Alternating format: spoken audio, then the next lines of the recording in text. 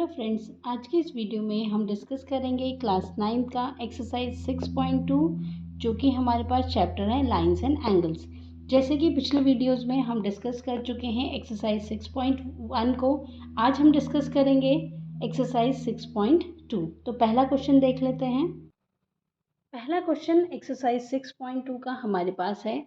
In figure 6.23 if AB is parallel to CD and CD is parallel to EF and Y ratio Z is equal to 3:7 we have to find X। तो figure देख लेते हैं, पहले figure बना लेते हैं। Figure है हमारे पास कुछ इस तरीके से। ये तीन हमारे पास पैरेलल लाइंस हैं, AB देन CD। AB और CD आपस में पैरेलल हैं और CD और EF आपस में पैरेलल हैं। इट मीन्स ये तीनों ही जो लाइन है वो आपस में पैरेलल हैं। और ये एक ट्रांसवर्सल लाइन है जिसमें कि हमें ये एंगल X गिवन है, ये हमें एंगल Y गिवन है और ये हमें एंगल Z गिवन है।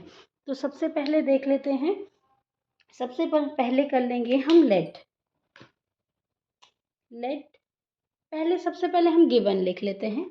गिवन हमारे पास क्या है? गिवन हमारे पास है that Y ratio Z is equal to 3:7। ये हमें गिवन है।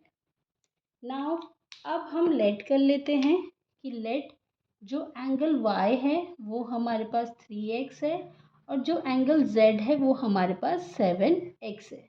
अच्छा, x ना लेते हुए, क्योंकि x जो है हमारे पास ये हैं, तो हम इन्हें a ले लेते हैं। x से क्या होगा, हमारा कन्फ्यूजन हो जाएगा, तो इसलिए हम इसको a ले लेते हैं, 3a और 7a। नाउ अब हम क्या करेंगे, हमें देखिए जैसे कि z गिवन है यहाँ पे और ये तीनों ही आपस में पैरेलल हैं और हमें क्या गिवन है कि AB is parallel to CD and CD is parallel to EF। अब देखिए जैसे कि हमें पता है कि ये तीनों पैरेलल लाइन है और ये एक ट्रांसवर्सल लाइन है, तो जो एंगल x और y हैं, जो एंगल x प्लस y हैं, उन दोनों का सम जो होगा वो कितना हो जाएगा, 180 degree. y angle on same side of transversal line.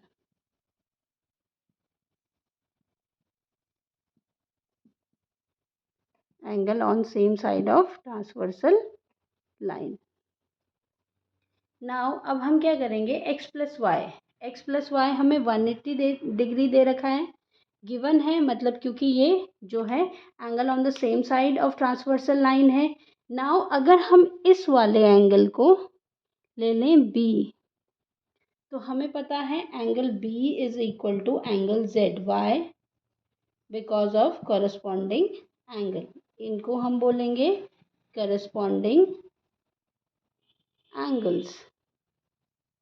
ये हमारे हो जाएंगे, ये हमारे हो गए करस्पॉन्डिंग एंगल्स। नाउ देखते हैं, आगे करते हैं इसको फर्दर सॉल्व। अब देखिए हमें पता है b is equal to z हो गया है। अब हम क्या कर सकते हैं, b is equal to z है अगर ये वाला b, तो ये दोनों आपस में इक्वल हैं, तो b किसके इक्वल हो जाएगा, b हमारे पास 7x था। तो अब फिर से देख लेते हैं, y plus b is equal to 180 degree. इसको हम लिख लेंगे 180 डिग्री y। ये हो जाएगा हमारे पास linear pair angle, linear pair angles. अब y हमें पता है 3x है, b हमें पता है 7x है, तो ये हो जाएगा 180 डिग्री। तो ये 10x is equal to 180 degree, x is equal to 3a और 7a 10a is equal to 180 degree upon 10। तो a की जो वैल्यू आई वो हमारे पास आई 18 डिग्री।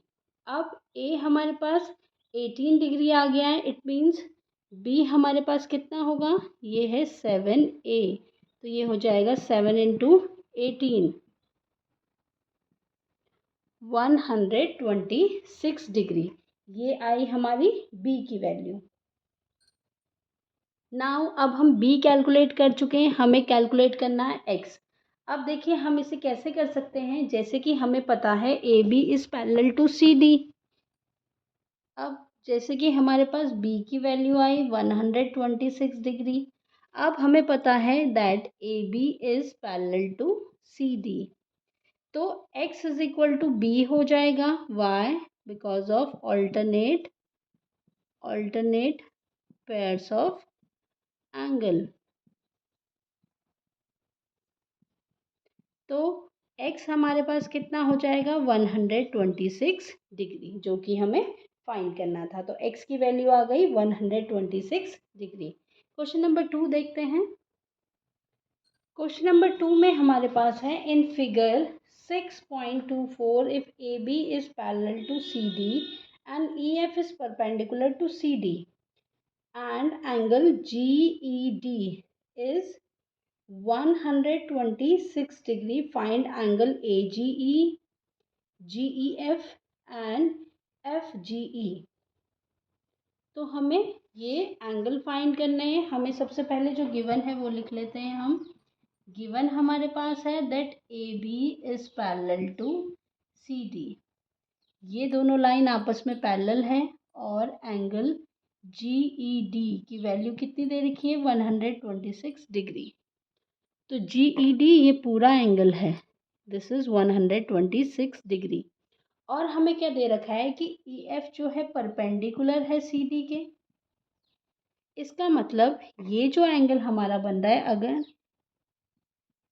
हम देखें एंगल FED हमारे पास कितना बनता है 90 डिग्री। नाउ सबसे पहले हम फाइंड कर लेते हैं, अगर एक हमें ये वाला एंगल फाइंड करना है, एक हमें GEF फाइंड करना है, ये वाला एंगल, ये दिस वन। अच्छा सबसे पहले अगर हम GEF फाइंड कर लें तो देखिए GEF हमें फाइंड करना है। तो GEF हम इस पूरे एंगल से, ये पूरा GED से माइनस कर लें FED को, इसको, तो हमारे पास ये वाला एंगल आ जाएगा, ये वाला। तो हम माइनस कर देंगे एंगल FED, तो हमारे पास एंगल आ जाएगा GEF। तो ये हो जाएगा 126 डिग्री माइनस 90 डिग्री। तो एंगल GEF हमारे पास कितना हो जाएगा 126 degree minus 90 degree is 36 degree. तो एंगल GEF हम फाइंड कर चुके हैं, जो कि हमारे पास है 36 डिग्री। अब हमें फाइंड करना है AGE एंड FGE। FGE ये वाला एंगल है और AGE ये वाला एंगल है। अब देखिए क्योंकि हमारे पास ये पूरा एंगल जो है GED 126 डिग्री है, तो देखिए AGE angle AGE is equal to angle GED। Why? देखिए ये दोनों पैरेलल लाइंस हैं और ये एक ट्रांसवर्सल लाइन है, तो ये कौन से पेयर ऑफ एंगल फॉर्म कर रहे हैं, alternate pair of angles, alternate pair of angles. तो AGBE भी हमारे पास कितना हो जाएगा, एंगल AGE। देखिए एंगल AGE हमारे पास, ये भी हमारे पास हो जाएगा 126 डिग्री, क्योंकि ये हमारे पास बन रहे हैं alternate pair of angles. Now we have to find FGE अब हमें फाइंड करना है। तो AGE plus FGE is equal to 180 degree. Why? देखिए ये एक स्ट्रेट लाइन है, इसमें एक एंगल ये बन रहा है और एक ही एंगल ये, तो इसको हम बोलेंगे linear pair angle, linear pair angles. तो एंगल AGE जैसे कि हमें 126 डिग्री दे रखा है, एंगल FGE हम फाइंड कर सकते हैं। तो angle FGE is equal to 180 degree minus 126 degree. तो एंगल एफ जी ई जो हमारे पास आएगा, एंगल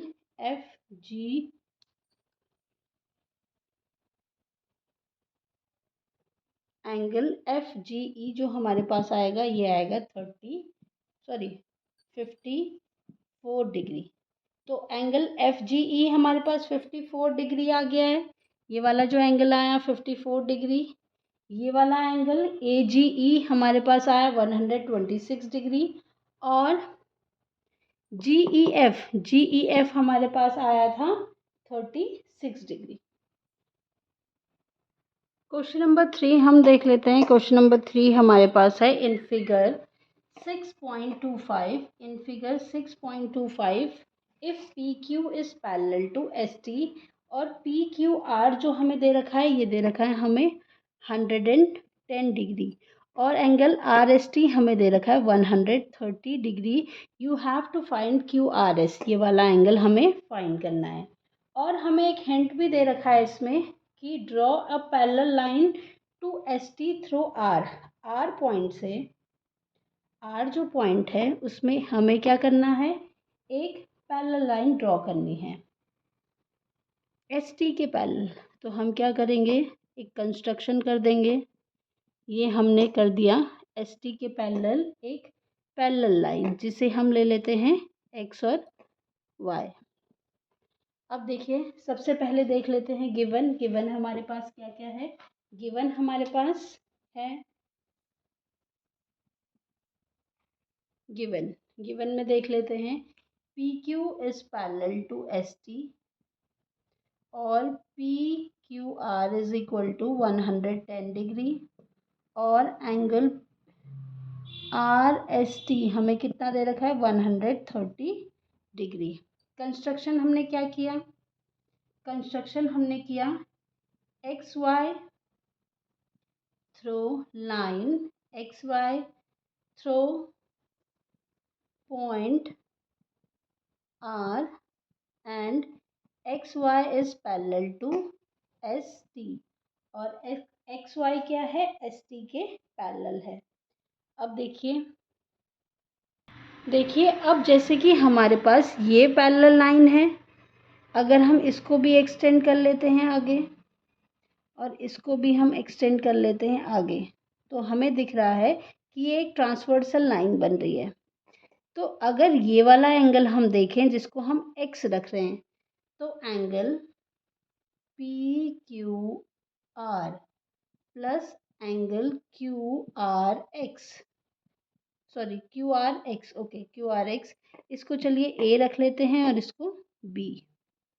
तो ये हमारे पास 180 डिग्री हो जाएगा। रीज़न क्या होगा इसका, रीज़न इसका होगा angles on same side of transversal line,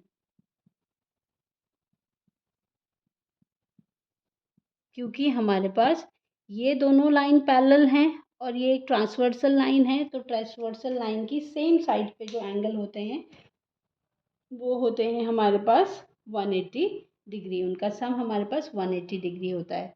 तो क्यू आर एक्स अगर हम फाइंड करेंगे तो 180 डिग्री, ये जो एंगल है जिसकी वैल्यू 110 डिग्री थी, इधर आएगा माइनस हो जाएगा, तो ये हो जाएगा 110 डिग्री। तो क्यू आर एक्स की वैल्यू आ जाएगी हमारे पास 70 डिग्री। अब हम क्या करेंगे, सेम इधर देखेंगे, बी फाइंड करेंगे, मतलब कि एस आर वाई फाइंड करेंगे। देखिए अब हम क्या करेंगे, फिर से same process, t s r, angle t s r plus angle S R y is equal to 180 degree. Reason will be the same, angles on the same side of transversal line. अब जैसे कि हमारे पास T s are हमारे पास है 130 degree plus angle S R Y is equal to 180 degree. तो angle S R Y हमारे पास आ जाएगा 180 डिग्री माइनस 130 डिग्री की, जो कि हमारे पास आया 50 डिग्री। नाउ ये वाला एंगल हमारे पास 50 डिग्री आ गया। अब देखिए एक्स वाई एक स्ट्रेट लाइन है। X Y is a straight line जिसमें कि 3 एंगल हमारे पास बन रहे हैं, एक क्यू आर एस जो कि हमें फाइंड करना है, और एक एस आर वाई। इन तीनों का सम कितना हो जाएगा 180 degree because of linear pair angle. तो हम क्या लिख सकते हैं, एंगल ए प्लस, जो कि हमने इसको एंगल ए माना था, angle Q Q are S plus angle B is equal to 180 degree. Y straight line angle, या फिर बोल सकते हैं linear pair angles. Now A हमारे पास है 70 degree plus Q are S हमें फाइंड करना है plus 50 degree is equal to 180 degree. 70 plus 50 कर लेंगे, this is Q are S plus 120 degree is equal to 180 degree. तो क्यू आर एस की जो वैल्यू आएगी हमारे पास, एंगल क्यू आर एस की जो वैल्यू आएगी वो आएगी 180 डिग्री माइनस 120 डिग्री, जो कि हमारे पास होगा 60 डिग्री। तो ये हमने फाइंड कर लिया एंगल क्यू आर एस, ये वाला जो एंगल हमने फाइंड करना था। तो ये हमारा आया 60 डिग्री। नेक्स्ट क्वेश्चन देख लेते हैं, क्वेश्चन नंबर 4, जो कि हमारे पास है in figure 6.26 if A B is parallel to C D, और हमें एंगल दे रखा है ए पी क्यू 50 डिग्री और एंगल पी आर डी हमें दे रखा है 127 डिग्री। तो हमें एक्स और वाई फाइंड करना है। सबसे पहले लिख लेते हैं हम गिवन जो कि हमारे पास है angle A P Q is equal to 50 degree और ए बी जो है वो पैरेलल है सी डी के। अब जैसे कि हमें पता है कि ए बी और सी डी आपस में पैरेलल हैं और ये ट्रांसवर्सल लाइन हमें दिख रही हैं, तो angle A P Q is equal to X Y alternate pair of angle, alternate pair of angles। तो हमारे पास x आ जाएगा, ए पी क्यू हमें 50 डिग्री दे रखा है, तो x भी हमारे पास क्या होगा 50 डिग्री। नाउ हमें फाइंड करना है y। अब देखिए y कैसे फाइंड कर सकते हैं हम। अब हमारे पास ये दोनों पैरेलल लाइन है, ये भी हमें एक ट्रांसवर्सल लाइन दिख रही है, तो हम क्या लिख सकते हैं, P R D is equal to angle, देखिए ये वाला एंगल और ये पूरा एंगल, जो कि अल्टरनेट एंगल हमारे पास कैसे होते हैं, जेड की फॉर्म में बनते हैं, सीधा जेड या उल्टा जेड। तो ये इस तरीके से हमारे पास एंगल बन रहे हैं, ये वाला एंगल और ये पूरा एंगल, ये और ये जो पूरा एंगल है हमारे पास ये हो जाएगा, जो कि हमारे पास ए पी आर है, ए पी आर ये कितना हो जाएगा हमारे पास, ये भी आपस में इक्वल हो जाएंगे और ए पी आर हमारे पास है 50 प्लस, इसको हम लिख सकते हैं ए पी आर को हम क्या लिख सकते हैं, A P Q plus Q P Y, जो कि 50 प्लस वाई है। इसके आगे भी रीज़न लिख देंगे हम, ऑल्टरनेट पेयर ऑफ एंगल्स। तो देखिए पी आर डी हमारे पास 127 डिग्री था, तो ए पी आर भी हमारे पास कितना होगा 127 degree. Now A P R, देखिए ए पी आर हमारे पास क्या है, जो एंगल ए पी आर है हमारे पास उसको क्या लिख सकते हैं हम, वो दो एंगल का सम हमें दिख रहा है। कौन कौन से angle, A P Q plus angle Q P R plus angle Q P R. अब ये दोनों हमारे पास कितना है, ए पी आर हमारे पास है 127 degree is equal to 50 plus Y. तो वाई की वैल्यू हो जाएगी, वाई की वैल्यू अगर हम फाइंड करें तो वाई की वैल्यू हमारे पास कितनी आ रही है, ये हो जाएगी 127 डिग्री माइनस 50। तो वाई की वैल्यू हमारे पास आ जाएगी 77 डिग्री। तो x हमारे पास आया 50 डिग्री और y हमारे पास आया 77 डिग्री। नाउ क्वेश्चन नंबर 5 देखते हैं। नेक्स्ट क्वेश्चन नंबर 5 हमारे पास है इन फिगर 6.27। जैसे कि बुक में आप क्वेश्चन देख सकते हैं।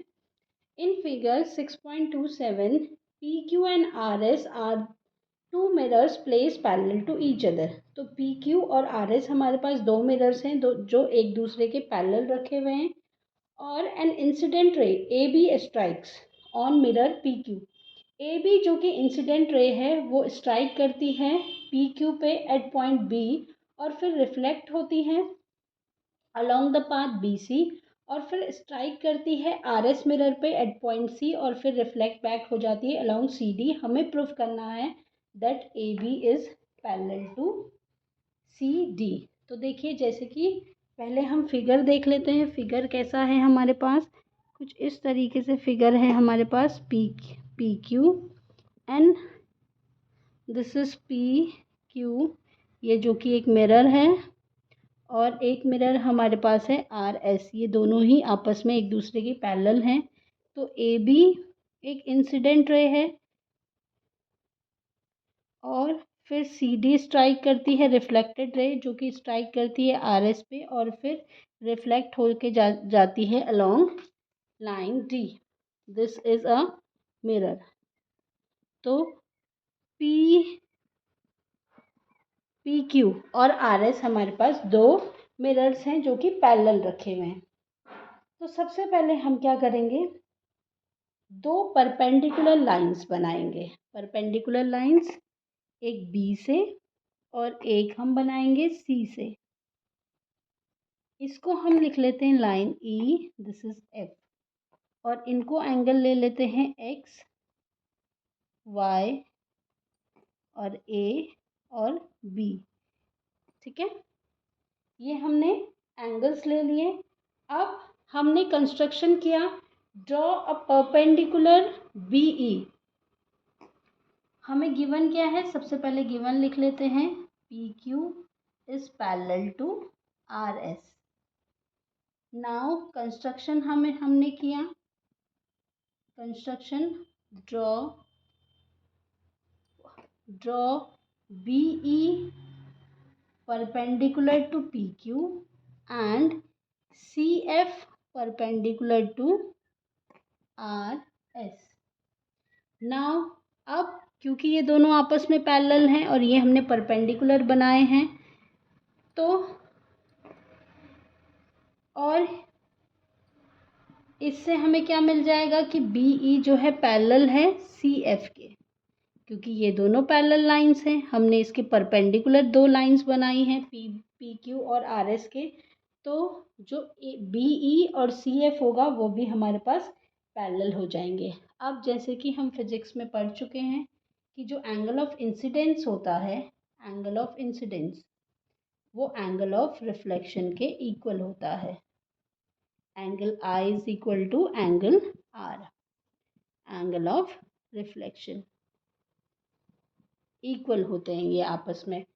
तो हमारे पास एंगल X और Y आपस में इक्वल होंगे जस्ट क्योंकि हमारे पास एंगल ऑफ इंसिडेंस और एंगल ऑफ रिफ्लेक्शन इक्वल होते हैं। फिर हम देख लेंगे कि जो एंगल A और B है वो भी आपस में हमारे इक्वल होंगे क्योंकि angle A is equal to angle B. Why? Just because of angle of incidence is equal to angle of reflection. अब नेक्स्ट, अब जैसे कि हमें पता है BE जो है CF के पैरेलल है तो हम क्या करेंगे, ये देखिए कुछ इस तरीके से जेड की फॉर्म में हमारे पास एंगल बन रहा है। As BE is parallel to CF, तो एंगल जो हमारे पास 2 है, सॉरी एंगल जो एक Y है हमारे पास, वो एंगल A के इक्वल होगा। Angle Y is equal to angle A। अब हम क्या करेंगे, इसके लिए रीजन क्या होगा, alternate angles, alternate interior angles.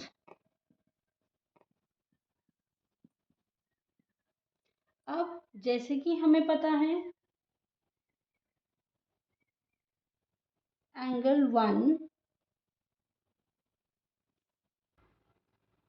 Sorry this is angle X is equal to angle Y, और angle A is equal to angle B, और हमने किया angle Y is equal to angle A। ये हमें पहले हम कर चुके हैं एंगल ऑफ इंसिडेंस और एंगल ऑफ रिफ्लेक्शन से। ये हमारा आया अल्टरनेट पेयर ऑफ एंगल से। इसका मतलब क्या आता है कि जो एंगल X है वो क्या होगा, एंगल A के इक्वल होगा, और एंगल A जो है एंगल B के इक्वल है, तो एंगल B भी X के इक्वल होगा। मतलब कि ये दोनों एंगल तो आपस में इक्वल थे, अब ये इसके इक्वल आ रहा है, इट मीन्स X भी B के इक्वल भी आएगा। तो इससे हमें मिलता है that angle X plus Y is equal to angle A plus angle B। तो angle ABC is equal to angle BCD, जो कि हमारे पास किस फॉर्म में बन रहे हैं, Z की फॉर्म में बन रहे हैं। तो alternate pair of angles are forming, alternate pair of angles are forming. अब अल्टरनेट पेयर ऑफ एंगल्स कब फॉर्म होते हैं, जब हमारे पास ये जो लाइंस होती हैं वो आपस में पैरेलल होती हैं। तो हेंस हमारे पास AB जो होगा वो पैरेलल होगा CD के। तो ये एक्सरसाइज यहाँ पे ख़त्म होती है। आज की इस वीडियो में इतना ही। फिर नेक्स्ट वीडियो में हम डिस्कस करेंगे ट्राइंगल्स को। Thank you for watching.